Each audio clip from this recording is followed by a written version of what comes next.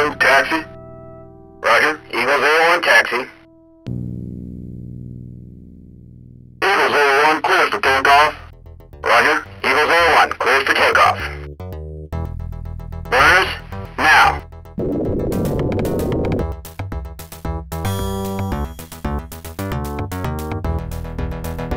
We got a Megan R6! Left, cap, push! Tell you. He's overshooting right! I got him! Box 2! Yeah!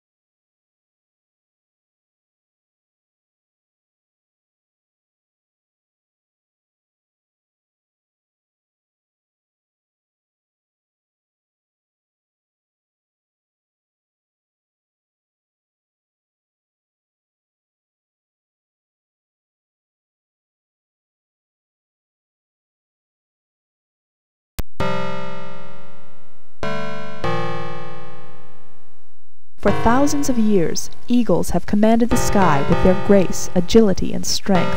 Few birds have the courage to challenge an eagle in his element. For invaders who trespass in the eagle's territory, the response is swift, accurate, and deadly. Today another eagle, namesake to this bird of prey, rules the skies. The McDonnell Douglas F-15 Eagle, the most advanced fighter aircraft in the United States arsenal of high-tech military hardware. The F-15's origin can be traced back to the aftermath of the Korean War, where Soviet MiG-15 fighters dominated the U.S. Air Force's slow-moving B-29s. In the 1950s and early 60s, the U.S. continued to fall behind the Soviet Union by neglecting conventional forces and aircraft technology during the Cold War space race and the rush to develop strategic nuclear weapons. Like Sputnik in the 1950s, a new advanced Soviet fighter, the MiG-25 Foxbat, shocked the West out of its lethargy. When this aircraft was introduced for the first time in 1967, all the fear of once again being second best came to haunt the United States Air Force. The U.S. had nothing to match the speed and destructive power of the MiG-25. United States SR-71 reconnaissance overflights of the Soviet Union were now vulnerable to interception. The Soviets proved their technological prowess, and it was up to the U.S. to reassert itself as the leader in aerospace technology and aircraft design. Prior to the MiG-25's Moscow debut, the U.S. Air Force had embarked on a Fighter Experimental, or FX, program. But with the unveiling of the MiG-25 Foxbat and the threat it posed, more funding was made available. The FX program, renamed F-15, became the U.S. Air Force's primary concern. McDonnell Douglas won the initial contract to produce 10 single-seat F-15As and 10 two-seat F-15B trainers in 1969. After 2.5 million man-hours of research, design, and development, the first F-15 was rolled out of McDonnell Douglas's St. Louis facility on June 2, 1972. The maiden flight of the $30 million F-15 was flown on July 27, 1972 by Irving Burroughs, McDonnell Douglas's project pilot. In 1974, the first operational F-15s went to the 58th Tactical Training Wing, stationed at Luke Air Force Base in Arizona. Less than 2 years later, on January 9, 1976, the 1st Tactical Fighter Wing at Langley Air Force Base received its first fully operational aircraft. And by the end of 1976, 2 additional squadrons were outfitted with Eagles. The 27th, 71st, and 94th Tactical Fighter Squadrons of the 1st Tactical Fighter Wing were declared operational in early 1977. Just as the first F-15s were being introduced into active service, the myths surrounding the MiG-25 were being dispelled. In 1976, Soviet pilot Lieutenant Viktor Belenko flew a MiG-25 Foxbat to Japan's Hakodate Airport and promptly defected. Western experts were given a once-in-a-lifetime opportunity to thoroughly inspect a Foxbat. It was dissected overnight and found not to be the stellar leap in aviation technology that experts believed it to be. In mid-1979, the A and B model F-15s were replaced by the current C and D production models. These later models were modified to accept conformal fuel and sensor tactical, or FAST packs. These packs are aerodynamically designed fuel pallets, which significantly increase the aircraft's combat radius. They also allow for a wide array of electronic sensors, laser designators, and optical equipment to be carried. Other major improvements and equipment upgrades were made to the aircraft's avionics suite. The early APG-63 pulse Doppler radar was enhanced by the addition of a programmable signal processor, which allowed radar modes to be controlled by software rather than being hardwired into the circuitry. Further modifications gave the APG-63 synthetic aperture radar capability, which could provide sharply detailed resolution down to 10 feet. From a distance of 30 miles, the APG-63 radar could pick out street patterns and other minute terrain features. With the advent of the much improved C and D models, the F-15's reputation as a top-notch fighter was assured. But despite the advanced avionics and proven ability to carry ordnance, ground attack was still only considered a secondary function. In a program sponsored by McDonnell Douglas and dubbed Strike Eagle, a 2-seat B model was converted in 1979 into a rudimentary ground attack fighter. The prototype Strike Eagle was flown for the first time at the 1980 Farnborough Air Show. The aircraft was equipped with additional external hardpoints and backseat weapons display terminals. The key to the conversion, though, was the increased power of the F-15's flight computers and an improved SAR-capable AN/APG-63 radar system. The aircraft now enjoyed almost real-time ground mapping capability. This allowed potential targets to be surveyed by the attacking aircraft well in advance of their arrival. Though the F-15 Strike Eagle was first and foremost a strike aircraft, it still retained all the strengths of a first-class dogfighter. It was envisioned that the converted aircraft would assume the dual role of an all-weather strike fighter, a role then played by the aging F-111s. Having passed through numerous budgetary and design hurdles, the Strike Eagle officially kicked off with a series of viability studies in late 1982. The full program go-ahead was announced on February 24, 1984. The F-15 Strike Eagle is a revolutionary aircraft dedicated to precision ground strike missions. Affectionately known as Mud Hen by its crews, the F-15E strikes at low altitudes and has a second seat installed for a Weapons System Officer, or WISO. The addition of a backseat Weapons System Officer gave the aircraft an unmatched capability to deliver ordnance. In its alternate role, that of a fighter, the F-15 has proven to be an excellent air-to-air platform. With a complement of high-tech missiles and long-range radar, the basic fighter design of the Eagle is unparalleled. The F-15s can be outfitted with a variety of high-tech weaponry for both strike missions and air-to-air combat.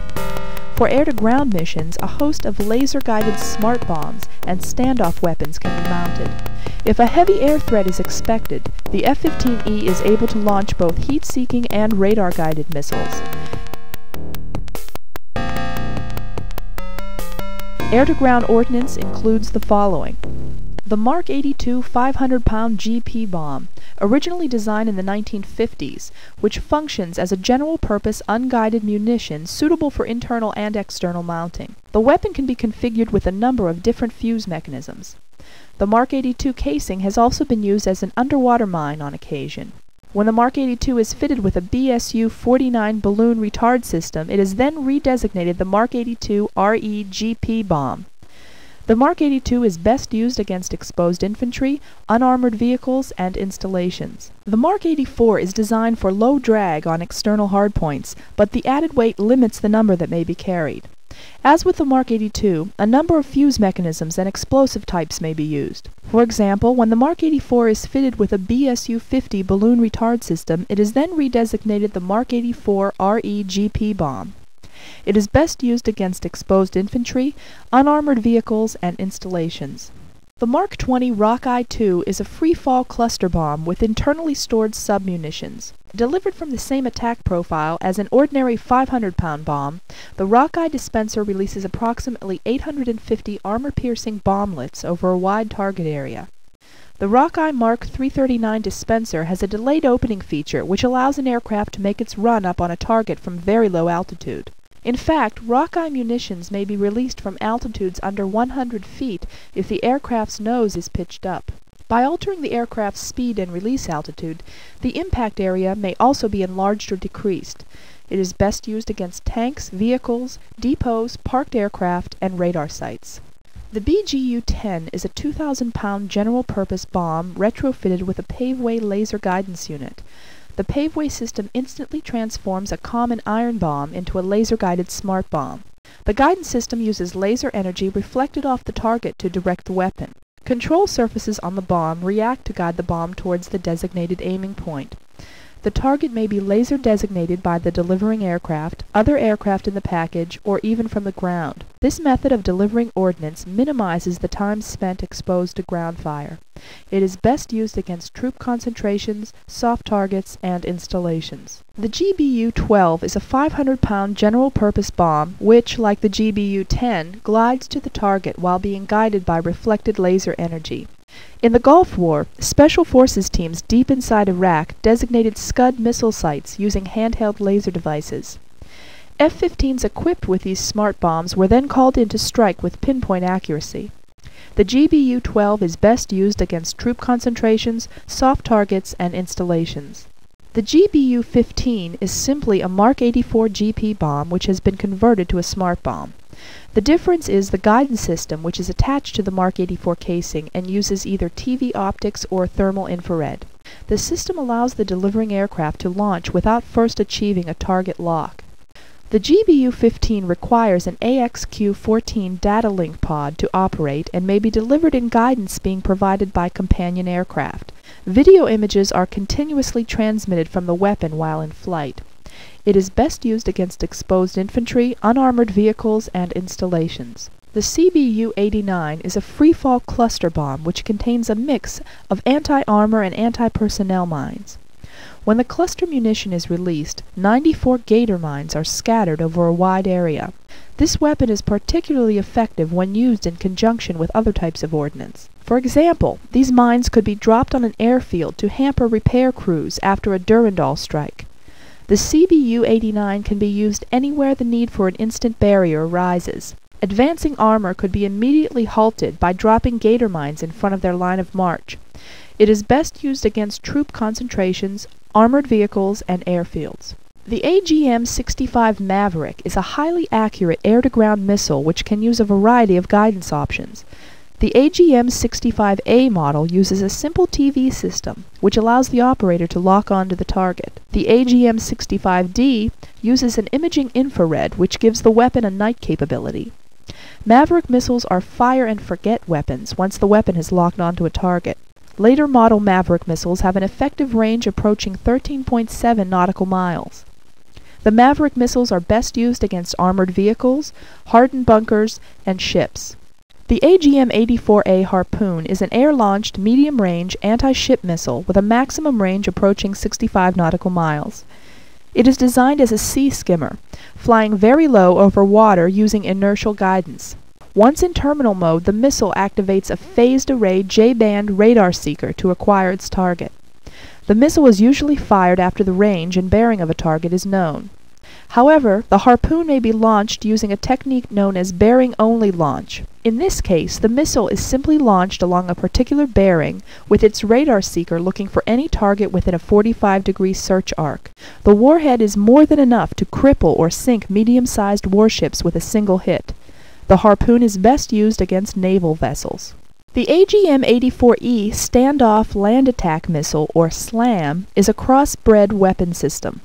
It combines a Harpoon fuselage with the imaging infrared seeker commonly used on AGM-65D Mavericks. The SLAM has a maximum range of approximately 60 nautical miles, less than its predecessor. This reflects the weight of additional targeting equipment. Once the missile reaches its terminal phase, the IR seeker locks in a video image. At that point, the missile will proceed to the target without further guidance from the launching aircraft. The missile uses the Global Positioning System to provide mid-course corrections for its inertial guidance. The SLAM is best used against fixed installations and a wide range of soft targets. The AGM-88 High-Speed Anti-Radiation Missile, or HARM, is currently replacing the Schreiken Standard Arm. It entered service in 1983 and was first used in combat during the 1986 strike on Libya. HARMs are used exclusively to suppress or destroy enemy radar installations. The AGM-88A can be programmed to attack pre-selected targets or launched on a set bearing to engage targets of opportunity.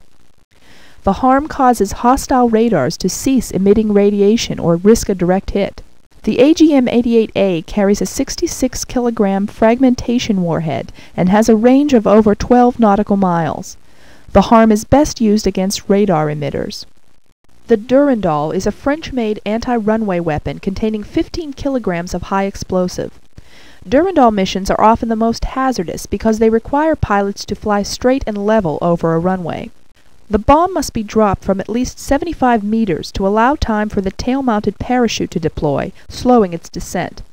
When the weapon is perpendicular to the ground, a solid fuel rocket ignites with sufficient force to drive the weapon through a concrete surface. The Durandal has a delayed fuse which detonates the weapon underneath the surface in order to maximize the cratering effect.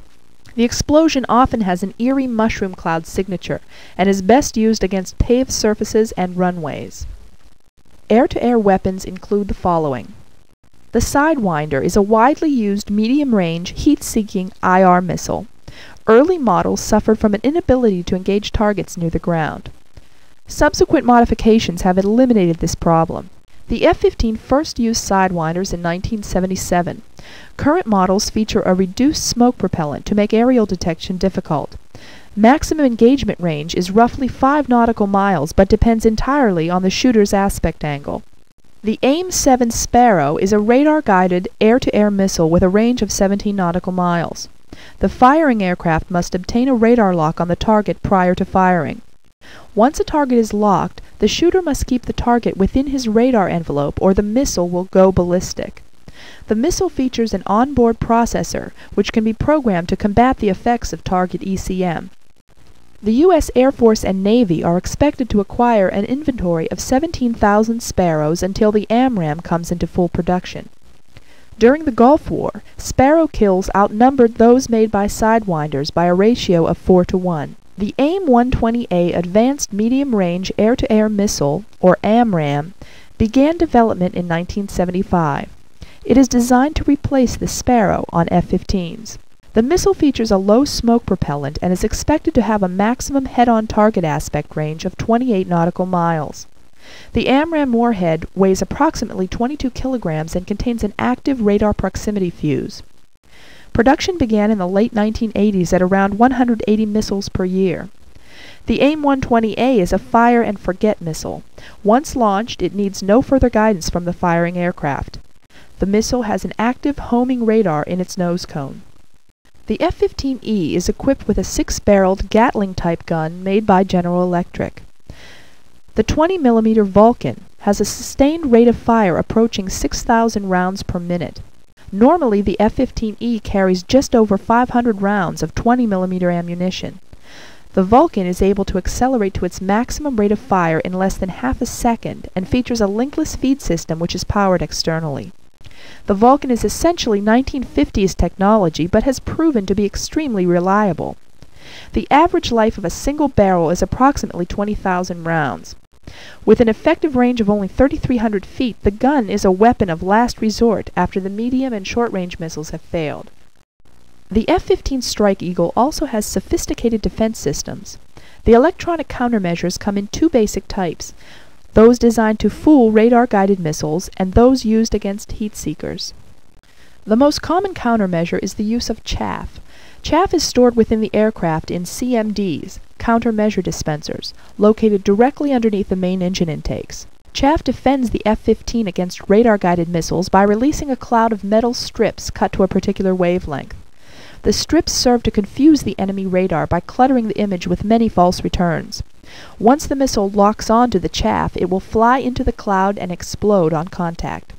For defense against heat-seeking missiles, the F-15 is equipped with a number of heat-producing devices, commonly known as flares. Flares are used to decoy heat-seeking missiles away from your aircraft. A flare burns for only 5 to 10 seconds. During this time, the heat-seeking missile hopefully is lured away from the F-15. Once the flare burns out, however, the missile is free to reacquire a new target. The F-15 features a specially designed electronic countermeasure system known as the Tactical Electronic Warfare System, or TEWS. The TEWS system protects the F-15 from a variety of threats. As a part of the total package design, the TEWS does not constitute additional weight nor detract from the ordnance normally carried. TEWS consists of two main components: the AN/ALR-56 RWR and the AN/ALQ-135V radar jammer. These systems detect the presence of both ground-based and aerial radars. The primary job of the TEWS is to provide the pilot with prompt radar warnings, giving the pilot ample time to deal with the threat. The TEWS is a completely hands-off internal system. Even if the crew is preoccupied with other tasks, the TEWS guards against surprises. The AN/ALR-56 RWR detects the radar and gives audio signals when an enemy is attempting to gain a radar lock on the F-15. The AN/ALQ-135 is an internal jammer which functions automatically to defeat the hostile radar's acquisition. The pilot, who must first activate the jammer, is then free to maneuver or deploy chaff to further confuse his aircraft's radar signature. The F-15 can also be configured with mission-specific electronic countermeasure pods or dispensers to confuse enemy radar systems and protect against surface-to-air missiles. For example, the AN/ALE-45 is a computer-controlled dispenser system which operates automatically in response to threats detected by the radar warning receiver system. Today's F-15 Strike Eagle employs the AN/APG-70 radar, replacing the AN/APG-63 unit found on earlier F-15s. This new radar system has a longer operational range, with greater sensitivity than its predecessor. It operates over a wider bandwidth and is able to track targets despite electronic countermeasures. The radar screen scans a 120-degree arc in front of the aircraft's nose. The WIZO then receives a high-resolution return image. The quality of these radar images approaches what one might expect from a standard photo. The images are then processed and stored in the aircraft's onboard computer systems so that the radar does not have to operate continuously. This cuts down on the enemy's opportunity to detect the F-15's radar emissions. In addition to the APG-70 radar, F-15Es are usually fitted with lantern, low altitude and targeting infrared for night, when performing ground strike missions. The lantern system is actually a pair of pods which are mounted on external hardpoints beneath each engine inlet. One of these pods is used for targeting while the other is reserved for navigation. The AN/AAQ-13 navigation pod contains a wide-angle forward-looking infrared system, or FLIR. FLIR images are displayed on the pilot's heads-up display, or HUD, directly in front. Combined with the terrain-following radar also contained in the navigation pod allows the aircraft to operate at low altitude, even at night. The targeting pod contains another FLIR with both wide and narrow angle field of vision. This FLIR is used to track targets and is equipped with a laser designator. Individual targets within the FLIR images may then be marked. Using information passed on by the targeting FLIR, fire and forget weapons may be launched, or smart bombs guided to their target by lasers. The Eagle's dominance as a fighter began in the early 1980s, but it wasn't until the Gulf War in 1991 that F-15s would be given an opportunity to display their awesome air-to-ground prowess in combat. Perfectly executed airstrikes over Iraq proved to the world that the F-15 Strike Eagle was the most advanced tactical strike fighter ever developed. The mission that began with the birth of the F-15 program in 1969 was fully realized. The United States was undoubtedly the leader in aerospace engineering and aircraft design. Microprose's F-15 Strike Eagle 3 showcases the E-model F-15, the latest two-seat ground attack variant of this highly effective fighter. F-15-3 is the most realistic and comprehensive computer simulation game to date. Now you can take control of the multi-million-dollar Strike Eagle firsthand. Enjoy the ride.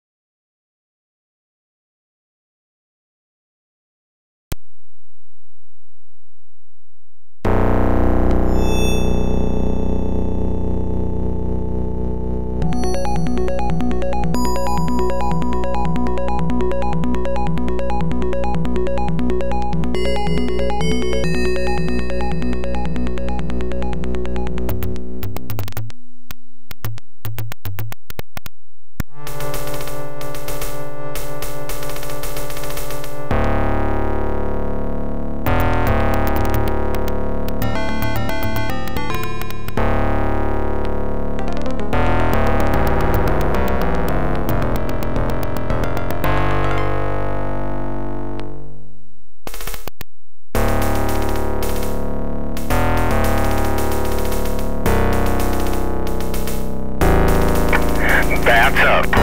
Bats Grandma, stop point Charlie. Unknown rider inbound. Buster climb Angels 25. Authenticate Golf Whiskey.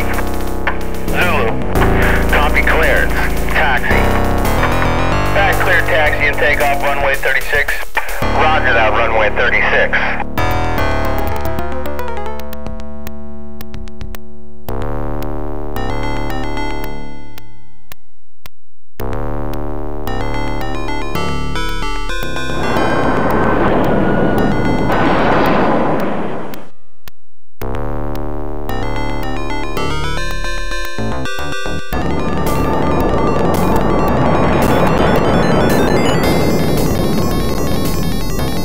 Roger that belly check.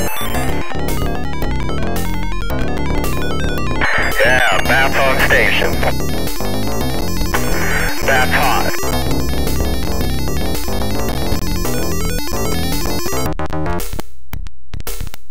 We've got company, let's see if he wants to play. He's locked us up, he's locked us up! Break left, break left! He's on his plate, Wild Man.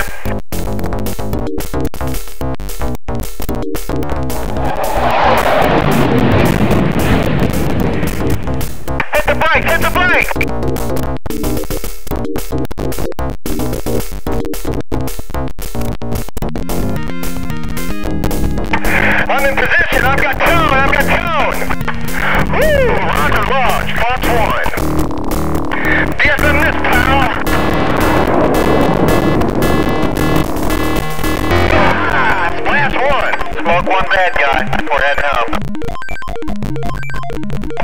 That one, you're cleared for landing.